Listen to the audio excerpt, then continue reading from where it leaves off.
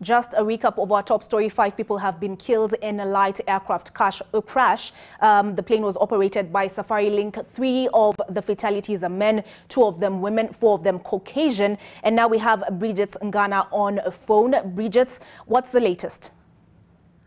Well, Olive, we were having here for the last 1 hour or so, just since this aircraft crashed here in Masaita location in Londiani, and so far, as you have said, 5 people have perished from that aircraft crash that hit a tree just along an area that is a farming area within this forested area.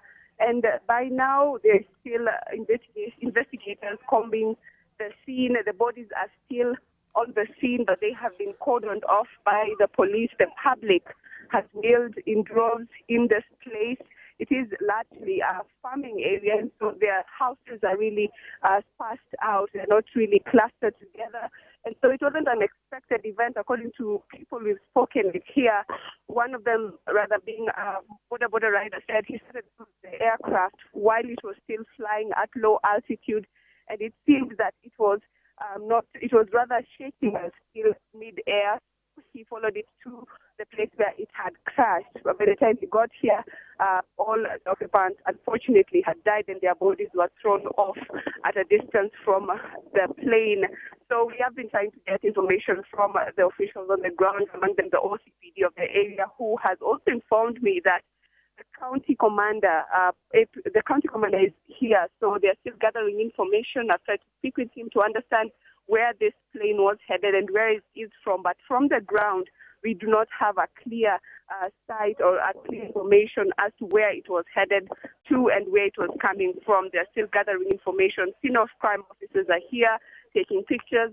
On the wreckage, I can say you can see suitcases and clothes belonging to the occupants strewn all over. The debris of the plane has been tampered with. You cannot even see.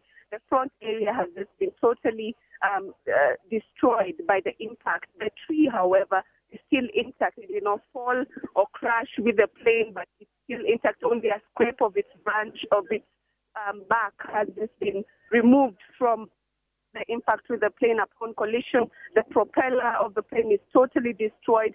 The whole aircraft, the only part that seems intact is the tail end of the plane. People are milling into this area. Journalists are also here, but the police are trying to contain the crowd in a sense that is still continuing to stream into this place in droves. But so far, only what I can tell you is that 5 people have been confirmed dead.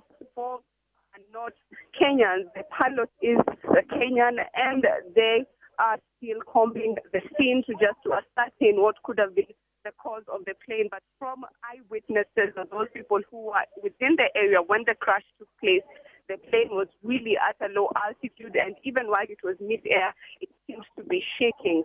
That is according to the eyewitness accounts from this end, Olive. Would the shaking have been caused by poor weather conditions?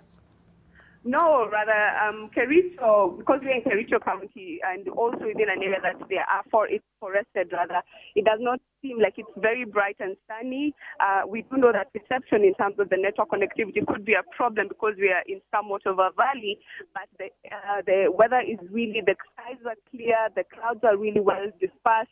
It's a bright and sunny day today, so it cannot be linked to the weather conditions.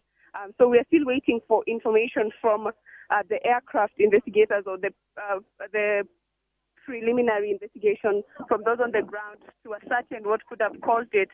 But so far, just giving you an account of what the eyewitnesses said, Olive.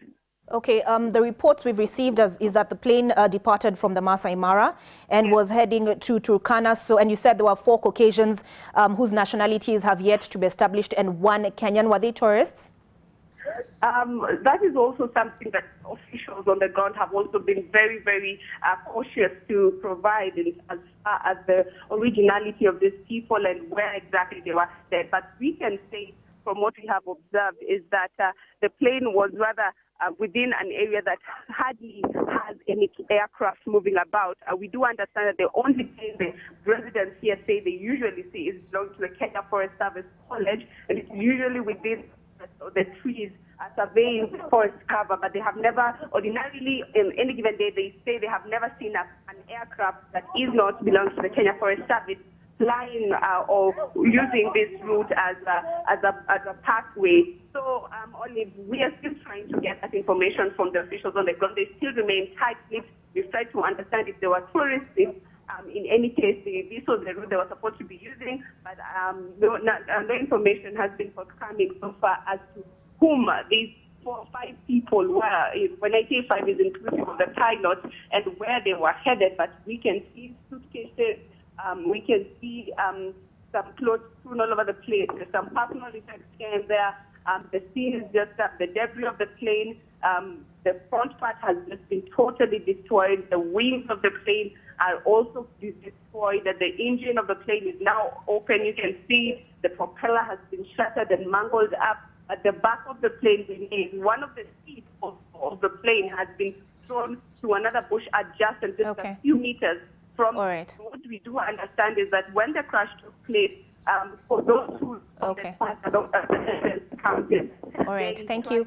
Thank you for that brief, Bridget. As that story develops, we appreciate her good work. She will be bringing us updates as the day progresses.